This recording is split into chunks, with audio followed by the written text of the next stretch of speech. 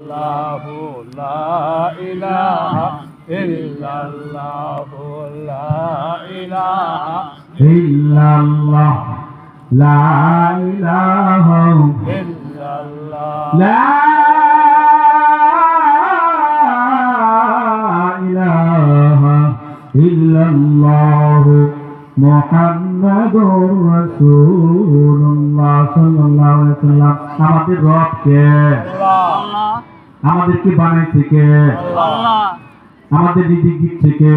আল্লাহ সূর্য বানাইছে কে? আল্লাহ সবই তো আল্লাহ বানাইছে, ঠিক কিনা বলে?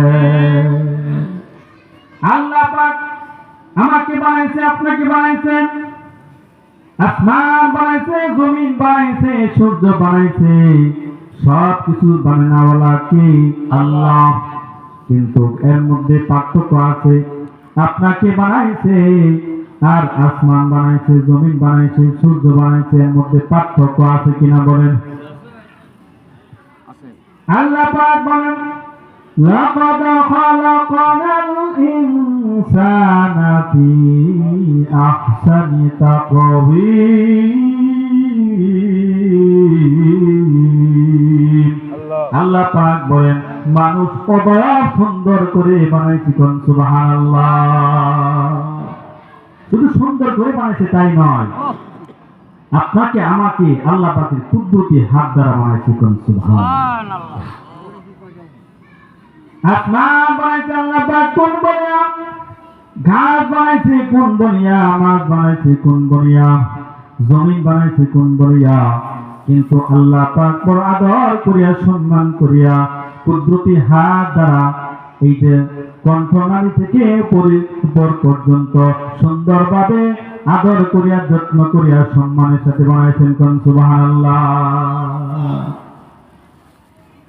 অনেক যত্ন করে বানাইছেন, বানাইছেন কিনা বলেন? কিন্তু আমরা কি করি? আমাদেরকে এত যত্ন করে বানাইছে, এই যত্ন করে বানানোর পরেও আমরা কি করি? বেশিরভাগ আল্লাহর সাথে নাফরমানি করি, করি কিনা বলেন?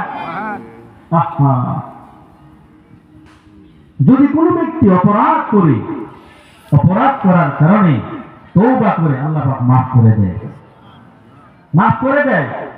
শুধু মাফ করে না, গুনার জায়গা নেক দিয়ে দেয়, কোন সুবহানাল্লাহ। আল্লাহ পাক আমাদেরকে বানাইছে, বড় আদর করিয়া বানাইছে, আপনার জন্য, আমার জন্য জান্নাত বানাইছে, কোন সুবহানাল্লাহ। জিন এবং মানুষের জন্য জান্নাত বানাইছে। অন্যান্য প্রাণী এগুলো আপনি ব্যবহার করবেন, কি করবেন? দুধ খাইতেছেন, মধু খাইতেছেন,